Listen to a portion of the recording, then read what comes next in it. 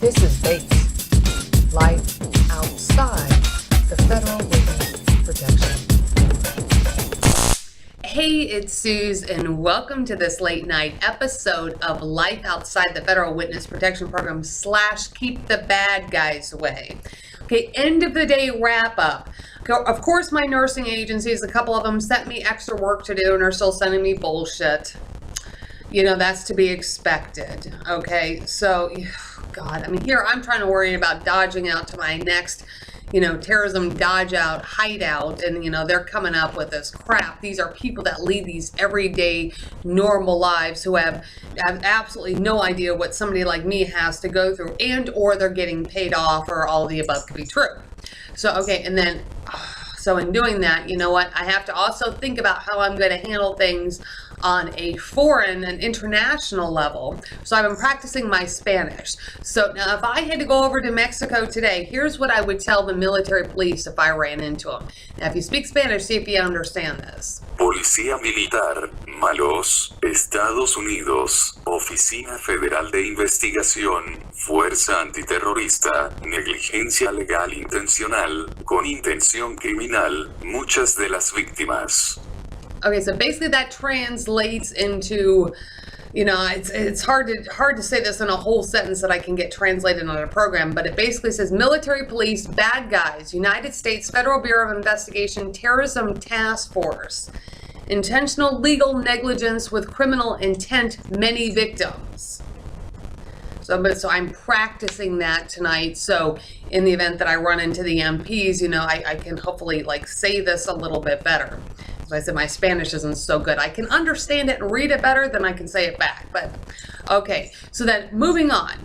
Now, if you're just tuning into this episode and have no idea what these episodes are about on this channel or any of my other channels, basically what happens to me on a daily basis is based on 3 polarities of crime. So it's like a triangle of crime, but it's terrorism. Everything that happens to me is terrorism or terrorism related, or a war crime, or a hate crime, but mostly a war crime, and can also be classified as like a crime against humanity under international law, under human rights violations and so forth. I mean, we're way beyond civil rights on this point. If it was just civil rights, that'd be one thing, but I'm treated very, very inhumanely, and so has my child been, and so has some of the other kids and some of the other victim witnesses. We've been treated very, very badly, very inhumane. So there's major human rights violations. So we're talking about crimes against humanity, and we're talking about war crimes. Something happens to me that's terrorism related, which is most everything, it's a war crime. Okay, so here we go. 3 polarities in this. We have the Texas didn't want him back conspiracy, and that would be why the state of Texas did not want a man that's considered to be a person of interest or a terrorist, I've always referred to him as a terrorist, who happens to be my son's father, back. Why did they not take him back on an extradition back in 2005? Remember, I had Homeland Security investigation sitting at my dining table. We were discussing this, and they told me that Texas didn't want him back. They didn't want to pay for an extradition. He did have a warrant out in Texas that was just under a different name. Why he was in the North Las Vegas Detention Center on multiple felony charges without bail, then goes from no bail, free and clear as a bird, going after my son in the family court. Okay, so that's this whole Texas didn't want him back conspiracy. And as to why today nobody in the state of Texas can go give the U.S. Marshal Service a state warrant so they can execute it, which is very, very strange, because I've contacted every law enforcement there in the state of Texas past the date of 2010, when everything broke on an FBI investigation with Senator Harry Reid's office. I mean, really, it's that easy. All somebody has to do is give a copy of the warrant to the marshals. They can go pick them up per their policies and procedures. So we have the Texas didn't want him back conspiracy. Then we have the Save Adrian Project. A Save Adrian Project. The children are victims of terrorism. Their father and or relatives are linked into terrorism, believed to be involved in terrorism, are persons of interest. So this is very, very sad for these children. Okay, so Congressman Louis Gohmert has actually talked about this publicly. He's been on Anderson 360. He's talked about it in Congress. This concept of terrorist cells overseas that have come into this country and sort of bred a crime ring with the goal of shipping the children back to be raised as terrorists and then come back in the United States 20 to 30 years later to execute whatever terrorism plan that they would have in place. So this is U.S. Congressman Louis Gohmert talks about this publicly. These kids are in this very similar situation. They're believed to be outside of the country already, and they were both assaulted, and a lot of crimes have happened prior to their disappearance. So that is the Save Adrian project. Okay, then we have the third polarity, which is the criminal intent motive, the criminal intent to lose all witnesses to the case. Okay, and then motives for that is based on people knowing that there were a lot of mishandlings on the Texas Didn't Want Him Back conspiracy, people knowing that there were a lot of mishandlings and interference related to my son's family law case and his child support case, over and beyond what might be considered maybe either an accident or maybe misunderstanding, intentional actions. And a lot of people wondering why policies and procedures weren't being followed, or why that I was still having so much trouble, or Adrian was still having so much trouble, and you know, which applies to the other kids as well. So the criminal intent, for example, my cousins up in Rochester, they met the terrorist many, many years ago, in a time back before anybody, even the FBI, had even considered him to be a terrorist. Okay, so what would be a motive of getting rid of my cousins up in Rochester and their children? Because they would be able to identify the man in the Texas Didn't Want Him Back conspiracy, my son's father. Even a special agent with Homeland Security Investigations up in Buffalo, New York, asked me a couple years ago, can they identify him? I'm like, yeah, he was at their house. So, you know, so this is all, unfortunately, sadly, very true. So this would also go for like my mother and other members of my family, and then also other family members of the other mother and other victim witness adults as well. So we're talking about a huge population here. Okay, now the violations towards us, we're dealing with terrorism. Everything is terrorism. If you call the Homeland Security Fusion Center down in Houston, Texas, and talk to my guy Daryl, who's an investigator, he'll tell you it's terrorism. Okay, he works with the Homeland Security Fusion Center. It's terrorism. So listen to Daryl. It's terrorism.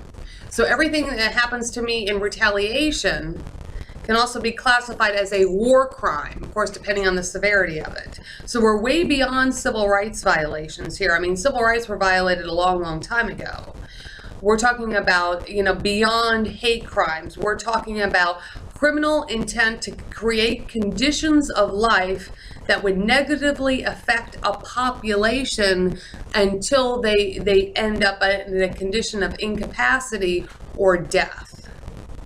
So this is what a, you know, war crimes, crimes against humanity, you know, human rights violations do. Or, you know, that's what they're about. These types of things, human rights violations.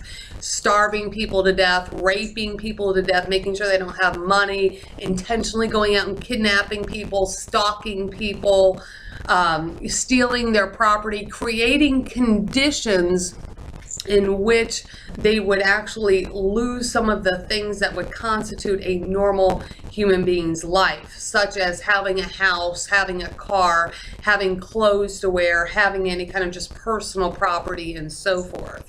I mean, right now as we speak, I've been actually working to consolidate a lot of what I have, because the situation within the last couple months has been created, and created intentionally to create the condition of life so I would run out of money, with the goal of appropriating property, you know, and hoping that I'll just give it away, or so, you know, something like that, or somebody will just come in and take it.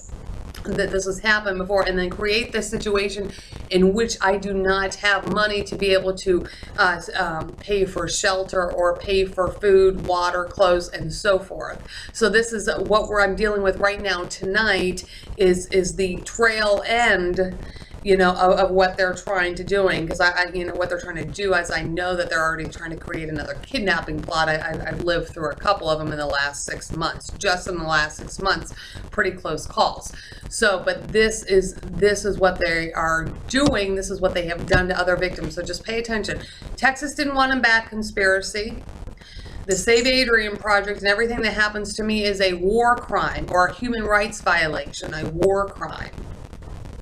So, but you know what, I describe it in the insanity that it is and use a lot of humor in it because, you know what, it is stressful. And when you're dealing with human rights violations, even for you, the audience, it's hard to, for people to understand or get a concept of stuff when they see stuff so horrific. Now, thankfully, I have not been assaulted yet, but I'm telling you, I'm sure they're plotting that one too. Everybody else has been assaulted. So, assaulted or murdered, kidnapped or whatever. The kids have been assaulted. So anyway, waiting for Senator Barbara Boxer's office to call me back on this Homeland Security inquiry on my son so I can get the full details. Did not hear back from their office today on an update, but apparently, you know what? Apparently they still know about it. Apparently they're still working on it. So, but that is the Save Adrian project. Stay tuned so I can keep you updated on the horrible tragedies of what has happened to these children. So anyway, that is tonight's episode, late night episode of Life Outside the Federal Witness Protection Program. Keep the bad guys away. And you'll probably see at the end of the video, it'll say War Crimes Unit, War Crimes Unit. So I'm just trying to teach you some of these concepts so you understand that this is all terrorism related. Anyway, so keep your stun gun handy. There's real terrorists and criminals out there, ones that the FBI knows about, and of course is just, letting them run around and play games with it. I mean, heck, even Deputy Rudolph Salimas there in the Hidalgo County Sheriff's Office, Hidalgo, Texas County Sheriff's Office, he'll even tell you the FBI plays games with terrorism. He told me that before too. So anyway, that's tonight's episode. I'll see you next time.